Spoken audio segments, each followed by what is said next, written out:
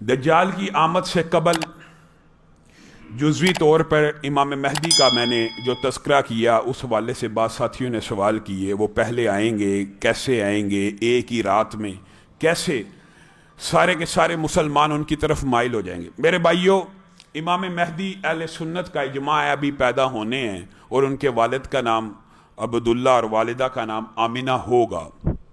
एक बात याद रखिए, जो अभी पैदा होने हैं, इस मुमासलत की वजह से गुज़िश्ता अक़वाम में मुसलमानों के अंदर मुख्तलिफ़ कौमों में इमाम महदी होने के दावे भी लोगों ने किए। खुद मिर्ज़ा ग़ुलाम अहमद कादियानी हमारे हित्ते में महदी मऊद का दावा कर चुका है, और इस तरह लोग मुजद्दद दीन और मुजद्दद मिल्लत के बाद महदी होने का दावा करते आए हैं। लेकिन आपके सामने सही हदीस से एक ऐसी निशानी रखता हूँ कि अगर हमारी ज़िंदगी में वो आ जाएं तो हम कभी गुमराह ना हों।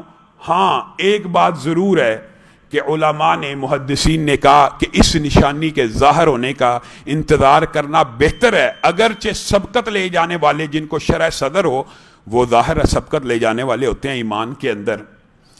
इमाम महदी क्या होंगे, कैसे होंगे, क्या करैक्टर होगा, क्या वजह होगी कि लोग उनके ऊपर एक ही रात गुजरने के बाद कसीर तादाद में बैत करेंगे, क्या वजह होगी, ये बात समझ लीजिए।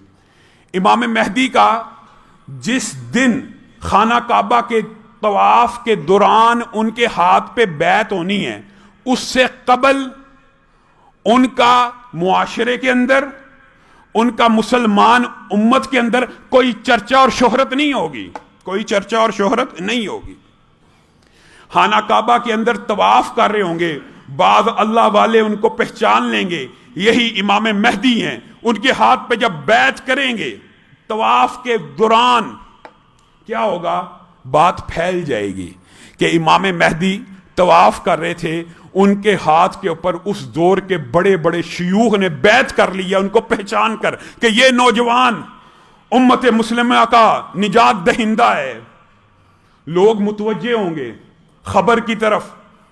अब इस बारे के ऊपर उलमा का, आइम्मा का इख्तलाफ है कि आया वो दोबारा उम्मत में ऐसे वक़्त में ज़ाहिर होंगे कि ये साइंसी तरक्की का जो दौर है ये ख़त्म हो चुका होगा या साइंसी तरक्की के दौर में होंगे। इस बहस में पढ़ने की ज़रूरत कोई नहीं।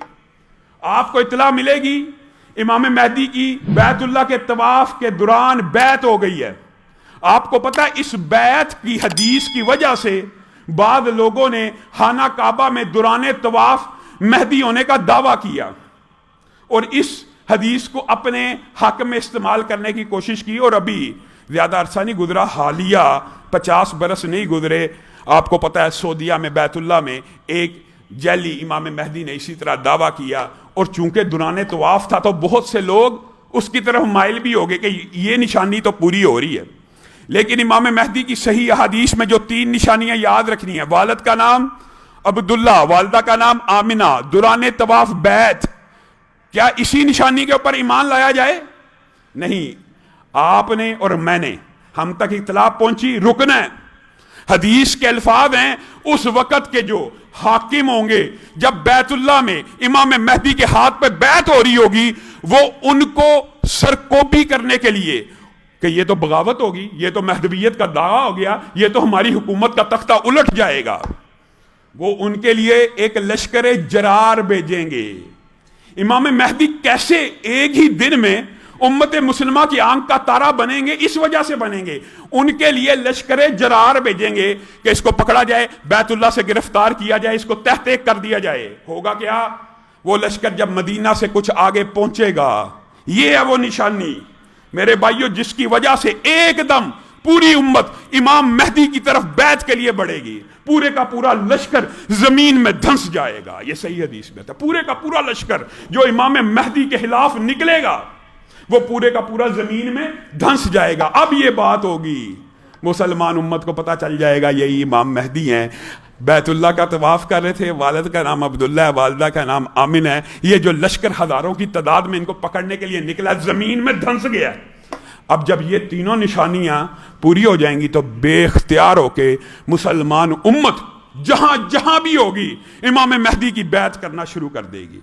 मेरे भाइयों, क्या इमाम महदी की बैत دجال سے پہلے ہوگی، یہ بات بھی آپ نے یاد رکھنی ہے۔ جی ہاں، دجال کے آنے سے قبل امام مہدی کی بیعت ہو چکی ہوگی، اور دجال کے دور میں امام مہدی امت مسلمہ کے ان افراد کی رہنمائی کرتے ہوئے دجال کے لشکر کے مقابلے میں صفیں اور ترتیب اور نظام بندی کرتے ہوئے مسلمانوں کے لیے ایک حوصلے کی کرن ہوں گے۔ لیکن دیکھیے، امام مہدی کی اتنی بڑی نشانیاں آ جانے کے باوجود بھی مسلمان امت میں سے بھی، اور یہودی تو سارے، آپ کو پتا پچھلے خطبے میں آپ کے سامنے رکھا کہ دجال کے فتنے کا شکار ہو جائیں گے، ان کے لشکر میں شامل ہوں گے۔ اور سب سے زیادہ کون سی اقوام دجال کے لشکر میں شامل ہوں گی؟ حدیث میں آتا ہے ان کے چہرے چوڑے ہوں گے، ان کے چہرے چمڑے جتنے موٹے ہوں گے، چپٹے ہوں گے۔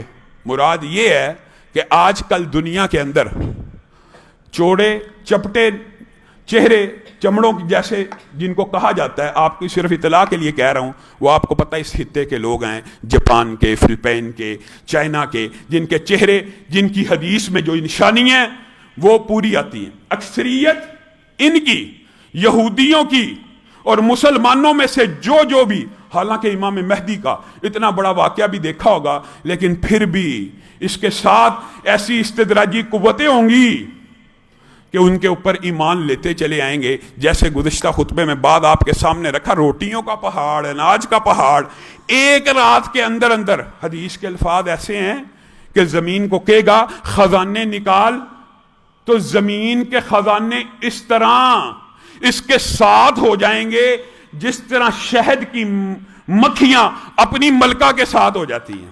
سبحان اللہ۔ حدیث کے اندر، ویسے تو قرآن پاک میں بھی ذاکر نائک نے اس کو بیان کیا کہ مکھی کا ذکر جب آیا قرآن پاک میں تو مؤنث کے طور پہ آیا، اور اس دور میں کون سی خوردبین تھی، کون سی مائکروسکوپ تھی جو اس بات کو بیان کرتی تھی کہ جو شہد کی مکھیوں کی سربراہ ہوتی ہے وہ مادہ ہوتی ہے؟ کون سی ایسی دوربین اس دور میں تھی؟ لیکن قرآن چونکہ وہی ہے، رسول اللہ صلی اللہ علیہ وسلم کی حدیث وہی ہیں، اس لیے اس دور میں بھی کہہ دیا گیا کہ جو ان کی سردار جس طرح شہد کی مکھیاں اپنی ملکہ کے پیچھے بھاگتی ہیں، اس طرح زمین کے خزانے دجال کے پاس نکلیں گے۔ ہاں، دجال کے آنے سے قبل ایک نشانی امام مہدی کی بیعت ہے۔